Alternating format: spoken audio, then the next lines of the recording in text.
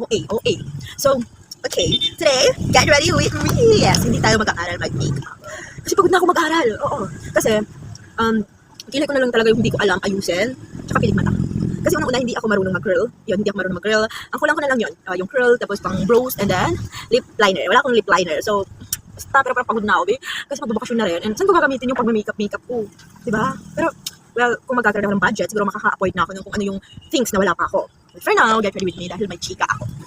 Alam mo, wait lang, about dun pala, kung itatanay ninyo, ba't ako napagod, naka-apat na, day 4 pa lang ako, tapos pagod na ako. Girl kasi, sobrang balugo nung nagsimula ako mag-learn ng makeup. Like, dapat, napapasti kasi ako, parang Ramadan, so, pag, like, alas 5 na, sobrang tagal ng alas 5 sa akin. So, para lang maibsan yung gutom ko, nag-aaral ako off-cam, paano mag-makeup, kaya I grew tired. Napagod na lang ako. So, ngayon, kasi, paulit-ulit yung routine ko, tapos pare-pareho din naman ng resulta, parang wala na bago, wala akong ibang palette, so, pagod na ako. Ano na lang tayo, get ready with me, tapos chika. Pero pag nakabili ako ng gusto kong brows, magkakaroon tayo ng day 5. But for now, siguro tama na muna. Pagod na rin yung skin ko eh. Tapos, naubos ko na din yung mga products ko. So, bago dumating yung ibang products ko, ubos na yung unang products ko, di ba? Kasi ginagamit ko siya lagi eh. And that's why, na parang gusto ko mang tumigil. Sa kanila kompleto na tayo ng items. Kasi, ay, mamahal niya. Kaya ko siya inuunti-unti kasi sobrang mamahal. Ay, sobrang makatipid.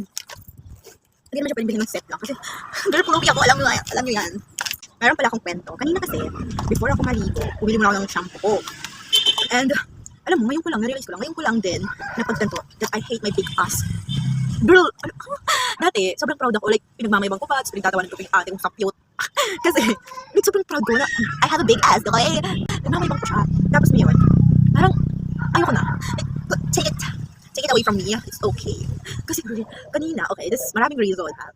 Okay, wala ko muna siguro dun sa, pagbili ko ng mga, kasi ngayon, bumibili ako ng mga damit, like pants, sa online shops. So, I don't know my exact size. So, nung bumili ako ng unang pajama namin, like, sabay kami ng ate ko bumili ng pajama niya. Sobrang liit niya, pero large size na siya.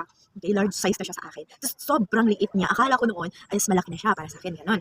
Tapos, sobrang liit pala niya nung dumating. Like, naging medium siya sa akin, sobrang liit niya. So, sabi ko, pag bumili ako, XL na, like, malaki na yung bibilin ko. Anyway, dumating na yung pajama na binili ko, this which is ito. So, ito, nung bumili ako nito, with extra size na, like XL na siya. Okay? So, akala ko, okay na, like, sobrang laki na. Nagulat pa ako nung pinakita sa akin nung ginanito, binuklat ng ate ko yung damit. Kasi sobrang laki, sabi ko, uy, oversize na siya. Like, malaki pala yung size ng brand na to, ganon. Tapos, ayun, sinuot ko na siya. Sinuot ko na, yung pants niya, sobrang liit niya. Like, to, XL pa ba to, or medium na? Sobrang liit ng pants niya. Tapos, yung damit niya, sobrang laki. Hindi ko alam kung dahil ba sa sizes ng brand na to, ng specific brand na to yun, or what. Pero, na-realize ko lang, malaki naman talaga yung pants. Like, sobrang laki niya sa harapan dito, banda sa harapan ko. Pero, yung pants, yung sa likod niya, ang sikip niya. So sabi, ano to? Bakit ang sikip? Tapos, girl, nakita ko lumulobo siya. Like, ayoko na nito. Kunin niyo to sa akin. Ganon. Ayoko na may quit. Gusto ko na lang yung sapyos. Gusto ko na kakain ng ate ko na kahit anong damit niya, kahit anong pants niya. Bagay kasi hindi malaki yung pit niya. Tapos kanina, visit. Alam mo, dati, sobrang na-insecure. Like, I am so insecure of my body kasi I was growing up na pinagsasabi na sobrang taba mo naman. Ang taba-taba mo na. Masyado kong malaki. Tapos, ngayon ko lang na-realize na lang pala ako malaki. Like, pero, yung pagsasabi nila sa akin, sobrang laki mo na. Matagal na yun. Like, matagal na. Grade 7 pa lang ako. Grade 10. Lahat talaga na nakakita sa, uy, lumaki ka. Uy, tumaba ka. Pero hindi naman ako mataba dati. Ngayon lang. Hindi pa lang kulit kung mataba ako ngayon. Kasi, nakita ko sa previous vlogs ko last year. Sobrang payat ko pala. Like, girl, ang payat mo. Tapos pinagsasabihan nyo ng mataba yun. Tapos ngayon, sige, tanggap ko mataba ako. But it's okay na. It's okay with me. Pero sanay na ako. Pinagsasalita ng mataba ka, ganun. Kasi, parang kinalakihan ko na yun. So, sobrang insecure ko sa katawan ko. So, na dumating sa point na sobrang dami ko ng biniling item just to be sexy. Kagaya mga shoes, sumili na ako ng shoes, nakita ang sundalo.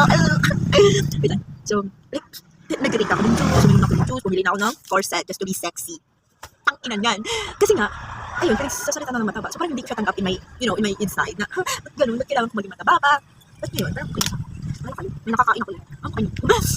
So, andyan siya nanggagaling. So, ngayon naman, parang nare-realize ko lang na, okay naman pala yun. Okay naman pala yung katawan ko, malapit ko, malapit ko, malapit pero okay na, okay na.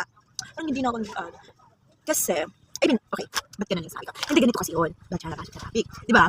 Ayun, growing up, pinagsasalita ako ng ganun. So parang, na-insecure ako lagi sa katawan ko. So, ang dami kong tinitake, ang dami ko lang hindi naman madami. Bumili ako ng juice, bumili ako ng corset, just to be sexy, gano'n. Tapos, kanina kasi, girl, hindi ko alam, parang ayoko na lang din maging pitit. Ayoko na rin maging sexy. Bakit? Nababastos kasi ako like, and I hate perverts. Like, ayoko talaga nababastos ako. Ultimo, hinahayo lang ako, feeling ko binabastos ako. Ganun siya. Kasi, akala ko, wala nang kabastos-bastos sa katawan ko. So, lagi ko lang buhay ko lang na-realize. Hindi na tabagan or what. Pero hindi ko natutuwa din na malaki siya. Like, pwedeng ano na lang, like minimal. Akala ko minimal siya, malaki pala talaga siya. Na-realize ko, bumibili na ako ng mga damit sa online. Doon ko lang siya na-realize na malaki pala talaga siya. Like, hindi pala siya normal, hindi pala normal yung size niya. Ganun. Kasi, nung, ngayon lang nag-sink in sa akin na gano'n. Kasi nung New Year, diba, since nag-celebrate with my parents. Tapos, girl, one of the visitors is, nasa kusina ako, ganun, kumukuha ng pagkain, kasi hindi na kumakain na kami. So, parang busy daw sila, pero kapit bahay, and parang kamag-anak din yung may-ari ng bahay, yung sila, parang, kapatid siya ng may-ari ng bahay, or napakasaw ng pinsan ko, yung babae din, so babae siya, okay. So, nasa kusina ako, kumukuha ng pagkain. Tapos sabi niya, sino to ang sexy, ang laki ng puwet, tapos pinalo niya yung puwet ko, be. Okay, sorry, okay, as long as gusto ko manimulsa ang video na to, hinay, as long as gusto ko manimulsa yung video na to, tinatala siya, okay, hindi ako nag-pulsa mo lang, okay, gusto ko sabihin yung experience ko. So, pinalo niya ganun, so, okay, it's a girl, pero, mind you, hindi kami close, okay, hindi kami close, wala kami conversation ever since, like, walang hello, ganun. Dami sino to, tapos ang sexy sabi niya gano'n, alam ko ng rare ka. So, wala lang, umiti na ako, hindi ako nag-ano, kasi wala namang sasabihin ko, i-ano ko, sa saramadan ko, na hindi dapat nagaganyan ng mga tao. Kapal mo. So doon lang. Tapos kanina naman, is, basta, like, parang everyday na lang basta babae na to. Kasi kanina, before ako maligo, bumili ako ng shampoo ko, kasi wala akong shampoo, wala na shampoo. So, bumili ako ng shampoo. Tapos, pupunta ko ng kanto kasi doon lang yung open na tindahan sa kanto doon. Kasi ibig na dito punta doon ako. Mas konti yung tao doon banda. Tapos there's this driver ng tricycle. Hindi ko alam kung bastos lang ba talaga siya or what. Kasi hindi naman ako nag-aano kasi gusto kong sumakay. Sasakay ako, gusto kong sumakay.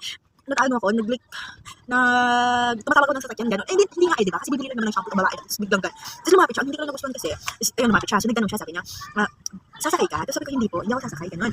Tapos, ayun, natapos na, sabi ko, nalampasan ko na siya. Girl, tumigil pa siya sa tapat, dahil sa anak ko, tumigil siya, tapos tumigil siya. Tapos, like, girl, natakot talaga ako. Kasi iba yung tingin niya. Hindi lang siya normal na yung nakasanayan kong tricycle drivers na alam mo yun, nag-aayang sakayan, yung gano'n. Hindi lang kasi siya normal. Tumigil talaga siya kung saan yung tindahan kung saan ako tumigil din siya doon. Like, girl, nakakatakot yun. Tapos tumitingin siya sa akin, tapos numingiti siya ng may mali siya. And, well, boys is boys. Wala tayong magagawa. Malalaki yun eh. And hindi ko pa rin sila gets, pero, like, parang, hindi ko alam kung hindi ko sila gets or gets ko sila. Pero kasi, like, wholesome naman yung damit ko. Hindi naman ako nagsusuot ng sexy. Gano'n. Like, bakit sila ng bagos? Diba? Kasi hindi naman ako nagsusuot ng sexy na damit. Kaya gusto ko maging sexy.